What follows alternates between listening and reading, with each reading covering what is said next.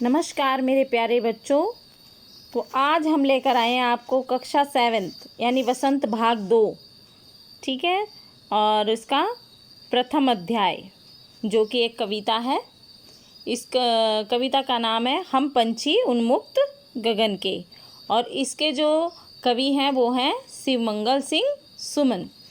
यहाँ पे पक्षी की जो स्वतंत्रता है उसके बारे में कवि ने बताया है कि जो पक्षी है वो हमेशा स्वतंत्र रहना चाहता है। वो पिंजरे में कैद होकर के अपने आप को बहुत ही असहाय महसूस करता है और वो उस पिंजरे की सारी वृतांत इस कविता के माध्यम से हम तक पहुंचा रहे हैं, जो कि बहुत ही सुंदर ढंग से बहुत ही सुंदर वर्णन किया है कवि शिवमंगल सिंह सुमन ने।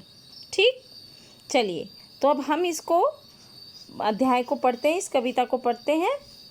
इसका जो शीर्षक है वो है हम पंछी उन्मुक्त गगन के। अब यहाँ पे इसी पंक्ति में जो है इसका अर्थ छिपा हुआ है। उन्मुक्त, उन्मुक्त क्या होता है? स्वतंत्र। और पंछी तो पक्षी होता ही है। तो चलिए हम पढ़ते हैं इसको। हम पंछी उन्मुक्त गगन के, पिंजर बंद ना गा पाएंगे, कनक तीलियों से टकराकर पुलकित पंख टूट जाएंगे। तो यहाँ देखिए, इसमें इसको हम थोड़ा सा और जूम कर देते हैं। चलिए, उन्मुक्त मतलब क्या बताया था आपको? स्वतंत्र। ठीक है, स्वतंत्र। और पिंजर बंद मतलब पिंजरे में बंद। ठीक, पिंजरे में बंद। पिंजरा तो आपने देखा होगा ना, जो एक सलाखों से बना होता है। वो लोहे की भी हो सकती हैं, वो किसी की भी हो सकती हैं। जैसे कोई सोने का बनवाता है, राजा महाराजा होते हैं, तो पिंजरे में बंद। ठीक,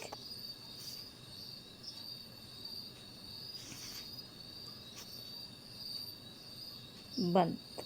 ठीक, चलिए तो ये है। अब कनक तीलियों से टकराकर, कनक का मतलब क्या है? कनक का बहुत सारे मतलब होते हैं। सोना भी होता है, धतूरा भी होता है, और कनक का मतलब एक गेहूं भी होता है। तो यहाँ पे जो कनक है वो क्या है? सोना। ठीक, सोना। तो यहाँ पे कवि ने क्या कहा है? पक्षी जो है वो क्या बोल रहे हैं? हम पंछी उन्मुक्त गगन के, पिंजर बंद ना गा पाएंगे, कनक तीलियों से टकराकर पुलकित पंख टूट जाएंगे। पुलकित का मतलब होता है प्रसन्न। ठीक, प्रसन्न। तो यहाँ पे क्या कहा गया है कि जो हम पक्षी हैं वो स्वतंत्र गगन में जो हैं विचरने वाले हैं, स्वतंत्र गगन में उड़ने वाले हैं। हम स्वतंत्रता हमें पसंद है। और पिंजर बंद मतलब पिंजरे में बंद होकर के हम गा नहीं पाएंगे। आपने देखा होगा कि आसमान में जब भी पक्षी थोड़ा सा उड़ते हैं तो उनकी चहचहाहट जो है वो अलग दिखाई देती है। तो वो बोल रहे हैं यहाँ पे कवि उनके माध्यम से बता रहे हैं कि कनक तीलियों से टकरा कर, यानी कि जो पिंजरा है, जो पिंजरे की जो तीलियाँ होती हैं उनसे टकरा करके हमारे जो प्रसन्न चित्त जो पंख हैं, जो हमारे पंख हैं वो टूट जाएंगे, क्योंकि हम फड़फड़ाएंगे और वहाँ से हमारे पंख टूट जाएंगे। यहाँ पे देखिए, हम बहता जल पीने वाले, मर जाएंगे भूखे प्यासे, कहीं भली है कटुक निबोरी, कहीं भली है कटुक निबोरी, कनक कटोरी की मैदा से। तो यहाँ पे क्या बोल रहे हैं वो पक्षी? वो बता रहे हैं कि हम बहता जल पीने वाले हैं, यानी कि जो जल नदियों में बहता रहता हम वो जल पीने वाले हैं। मर जाएंगे भूखे प्यासे, यानी कि जो हमें पिंजरे में अगर आप कैद कर लोगे तो हम उसमें भूखे प्यासे मर जाएंगे। हमें वो जब हम पिंजरे में बंद हो जाते हैं तो हमें कोई भी चीज़ अच्छी नहीं लगती। हमें वो सोने की कटोरी की मैदा, यानी जो सोने की कटोरी में अगर कुछ भी चाहे आप रख दोगे, हमें उससे भली कटुक निबोरी, या मतलब कटुक का मतलब क्या है यहाँ पे? कड़वी। जो कड़वी नीम की जो निबोरी होती है हमें वो ज़्यादा अच्छी लगती है। जब हम स्वतंत्र रह के अगर हम कड़वी निबोरी भी खाते हैं तो वो हमें उस सोने की कटोरी में रखे हुए अन्न से ज़्यादा अच्छी लगती है। ठीक, आया आपको समझ में इतना? चलिए, स्वर्ण श्रृंखला के बंधन में। अब स्वर्ण श्रृंखला क्या है? स्वर्ण श्रृंखला मतलब सोने की कड़ी, जंजीर के बंधन में अपनी गति उड़ान सब भूले, बस सपनों में देख रहे हैं तरु की फुनगी पर के झूले। कि हम सोने की जंजीरों के बंधन में अपनी गति यानी अपना तेज़, अपनी उड़ान और सब कुछ हम भूल चुके हैं। बस अब हम जो हैं वो, अगर हमें पिंजरे में बंद कर लिया जाता है तो हम उसके बंधन में आकर के अपनी गति, अपनी चाल, अपना उड़ना, अपनी स्वतंत्रता सब कुछ भूल जाते हैं।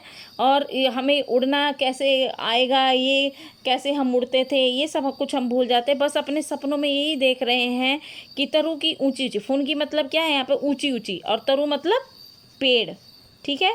पेड़ की जो ऊंची ऊंची जो डालियाँ हैं उस पर झूले लेने, हम बस यही झूले ले रहे हैं, हम यही हम अपने सपनों में देखते रहते हैं। तो पक्षी की देखिए कितनी सुंदर कल्पना है, और पक्षी किस तरह से व्याकुल होकर ये चीज़ें कह रहा है। ऐसे थे अरमान की उड़ते नीले नभ की सीमा पानी, लाल किरण सी चोंच खोल चुगते तारक अनार के दाने। तो तारक अनार के दाने मतलब वो बोल रहे हैं कि ऐसे थे अरमान कि हमारे तो ऐसे अरमान थे कि हम नीले आकाश में बहुत दूर दूर तक उड़े, जहाँ भी आकाश, नभ का मतलब क्या है यहाँ पे, आकाश, तो हम दूर दूर तक उड़े, और जहाँ तक भी आकाश की सीमा हमें दिखाई दे रही हम वहाँ तक उड़े। लाल किरण सी चोंच खोल के, हमारी जो चोंच है वो अंदर से लाल है ना, तो उसे किरणों की संज्ञा दी गई है। जैसे सूरज की लाल किरण होती है ना, तो वो ऐसा बोला गया है कि हम भी, हमारी जो चोंच है वो लाल किरण जैसी है। चुगते तारक अनार के दाने, और हम जगह जगह अनार के दाने, जहाँ जहाँ भी कुछ उन्हें दिखाई देता हम वही चुग लेते। हमारे ऐसे अरमान थे कि हम उड़ते उड़ते कहीं भी पहुँच जाते।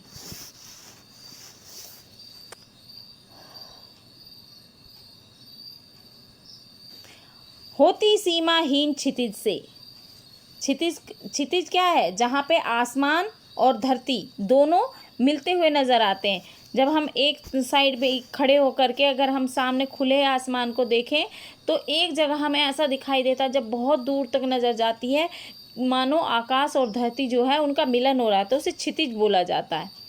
ठीक है, क्या बोला जाता है उसे, क्षितिज। ठीक है, इतनी बात समझ में आई आपके। इन पंखों की होड़ा होड़ी, या तो क्षितिज मिलन बन जाता या तंती सांसों की डोरी। मतलब जो पक्षी है वो पिंजरे की व्यथा के साथ अपनी व्यथा बता रहा है, अपनी प्रसन्नता बता रहा है कि हम ऐसे आकाश की तरफ जाते जहाँ की जिसकी सीमा ही पार नहीं होती, जहाँ पे क्षितिज होता है, जहाँ पे धरती और आकाश मिलते हुए नज़र आते हैं। और उन दौड़ में हमारे पंखों की होड़ा होड़ी, यानी कि जब हम दौड़ते तो हमारे पंख फड़फड़ाते और कभी आगे कभी पीछे होते, या तो क्षितिज मिलन बन जाता, मतलब हम इतनी तेज़ उड़ते कि वो जो क्षितिज जो धरती आकाश मिलता हुआ नज़र आए, या तो वो हमारा मिलन बन जाता, या तंती सांसों की डोरी, या हमारी जो सांसों की डोरी है वो टूट जाती। हमारी ऐसी इच्छा थी उड़ने की, हमारी इच्छा ये नहीं थी कि हमें पिंजरे में बंद कर दिया जाए। ठीक, नीड़ न दो चाहे टहनी का, नीड़ न दो चाहे टहनी का, आश्रय छिन्न भिन्न कर डालो, लेकिन पंख दिए हैं तो आकुल उड़ान में विघ्न ना डालो। तो यहाँ पे क्या बोल रहे हैं वो, यहाँ बोल रहे हैं नीड़ का मतलब क्या है, घोंसला। ठीक है, क्या है, घोंसला। ठीक, यानी घर उसका। कि नीड़ न दो चाहे टहनी का, यानी कि टहनी पे चाहे हमें घर ना दो, आश्रय छिन्न भिन्न कर डालो, यानी कि जो हमारा रहने का स्थान है उसे चाहे तुम छिन्न भिन्न कर डालो, लेकिन अगर पंख दिए हैं तो वो कहने का मतलब ये है कि हमें आप कैद मत करो, हमें जो है परेशान मत करो। आकुल का मतलब क्या है यहाँ पे, परेशान। ठीक, परेशान। तो वो कहे कि अगर हमें पंख दिए हैं, ईश्वर ने हमें पंख दिए हैं, तो हमें परेशान मत करो, हमारी उड़ान में विघ्न मतलब बाधा मत डालो, हमें स्वतंत्र उड़ने दो, हमें कैद मत करो। ये पक्षी की व्याकुलता है, पक्षी के बोल हैं जो कि कवि ने बहुत ही सुंदर ढंग से हमारे सामने प्रस्तुत किए हैं। अब ये इसके जो हैं ये प्रश्न हैं कि ये कविता से हैं, हर तरह की सुख सुविधाएं पाकर भी पंछी पिंजरे में बंद क्यों नहीं रहना चाहते। तो इसका आंसर तो आपने देखो कविता की व्याख्या में आपको बता ही दिया है। क्यों नहीं बंद रहना चाहते, क्योंकि उन्हें स्वतंत्रता बहुत प्यारी है और उन्हें उड़ना बहुत पसंद है।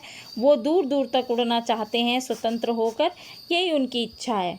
अब है नंबर 2, पक्षी उन्मुक्त रहकर अपनी कौन कौन सी इच्छाएं पूरी करना चाहते हैं। तो इस कविता में जो है बहुत कुछ इच्छाएं हैं उनकी। वो उनके जो अरमान हैं वो नीले नभ की सीमा को पार करने के हैं, अनार के दाने चुगने के हैं, और जो वो है वो क्षितिज जहाँ पे धरती आकाश मिलते हैं वहाँ तक जाने की उनकी इच्छा है। तो उनकी इच्छा है स्वतंत्र रहने की। सारा अगर पूरा निचोड़ इस कविता का लिया जाए तो उनकी इच्छा है स्वतंत्र रहने की। अब यहाँ पे जो है नंबर 3 है, भाव स्पष्ट कीजिए। या तो क्षितिज मिलन बन जाता है या तंती सांसों की डोरी। तो यहाँ पे मैंने आपको बताया ही है, क्षितिज यानी जहाँ पे धरती और आकाश का मिलन होता है उस हिस्से को क्षितिज बोलते हैं। तो अगर हम उड़ते उड़ते वहाँ तक पहुँच गए, या तो वो हमारा मिलन बन जाता, या वहाँ तक जाते जाते हमारी सांसों की डोरी यानी हमारा प्राण ही चले जाते। तो ये सारी चीज़ें हैं आपको जो कि आपको करनी है। आपको यहाँ पे मैंने उत्तर इनके बता भी दिए हैं, आप चाहो तो इनको अपने शब्दों में भी लिख सकते हैं। अब कविता से आगे है कि बहुत से लोग पक्षी पालते हैं। नंबर 1 यहाँ पे, पक्षियों को पालना उचित है अथवा नहीं, अपने विचार लिखिए। अगर इसमें आपके अपने विचार हम पूछें, क्या पक्षियों को पालना सही है? अगर हाँ सही है, और अगर नहीं, दोनों का आपको वो बताना, अपने विचार बताने। अगर सही है तो क्यों है, और अगर गलत है तो क्यों है। क्योंकि पक्षियों को पालना गलत नहीं, लेकिन उन्हें पिंजरे में बंद करके रखना, उनकी स्वतंत्रता छीनना, वो गलत है। ठीक है, अगर आप पक्षियों से प्रेम करते हो तो उन्हें प्रेम करो ऐसे कि उन्हें दाना पानी दो, उन्हें स्वतंत्र रहने दो। ठीक है, और इसमें अगर आपके जैसे विचार हैं वो आपको लिखने हैं। ठीक है। नंबर 2, क्या आपने या आपकी जानकारी में किसी ने भी कभी कोई पक्षी पाला है? उसकी देखरेख किस प्रकार की जाती होगी, लिखिए। आपके अड़ोस पड़ोस में या आपके रिश्तेदारी में या आपके घर में अगर कोई पक्षी पालता है, वो उसकी देखभाल कैसे करता है, ये आपको अपने शब्दों में लिखना है। ठीक, चलिए यहाँ पे देखिए आपके अनुमान और कल्पना। जैसा कि मैंने आपको 6 के चैप्टर पढ़ाते हुए भी बताया था कि अनुमान और कल्पना पढ़ना ना भूला करें, क्योंकि अनुमान कल्पना से आपके कल्पनों को भी उड़ान मिलती है, आपकी कल्पनाओं को, जो आपके इमेजिनेशन को उड़ान मिलती है, आपको भी कल्पना करने में सहायता मिलती है। देखिए ये है अनुमान और कल्पना। क्या आपको लगता है कि मानव की वर्तमान जीवन शैली और शहरीकरण से जुड़ी योजनाएं पक्षियों के लिए घातक हैं? पक्षियों से रहित वातावरण में अनेक समस्याएं उत्पन्न हो सकती हैं। इन समस्याओं से बचने के लिए हमें क्या करना चाहिए? उक्त विषय पर वाद विवाद प्रतियोगिता का आयोजन कीजिए, जो कि आपको कक्षा में ये एक जैसे कहते हैं ना प्रोजेक्ट टाइप, जैसे कि कोई भी आपके वीकेंड पे कोई भी ऐसा होता है क्लास में कि जैसे कोई अनुच्छेद लिखो या कोई ऐसी कोई एक्टिविटीज़, गतिविधि, जो क्रियाकलाप जिसको हम बोलते हैं वो होती है, तो उसमें इस बात पे वाद विवाद होना ही चाहिए। और ये आपको पता है कि आजकल का जो वातावरण है वो टेक्नोलॉजी का वातावरण है, और इसके लिए हमें सैटेलाइट और इनकी ज़रूरत पड़ती है, जिसके कारण आसमान में जो तरंगे होती हैं वो तरंगे जो है पक्षियों को नुकसान पहुंचा रही हैं, और उससे वातावरण में पक्षियों की जो विचरण है वो कम हो गया है कि पक्षी ऊपर ही आकाश में ही मर जाते। ये आप सारी चीज़ें आप जानकारी इकट्ठा करो और आपस में चर्चा करो, और इसके वाद विवाद होना चाहिए, डिबेट जिसे हम बोलते हैं।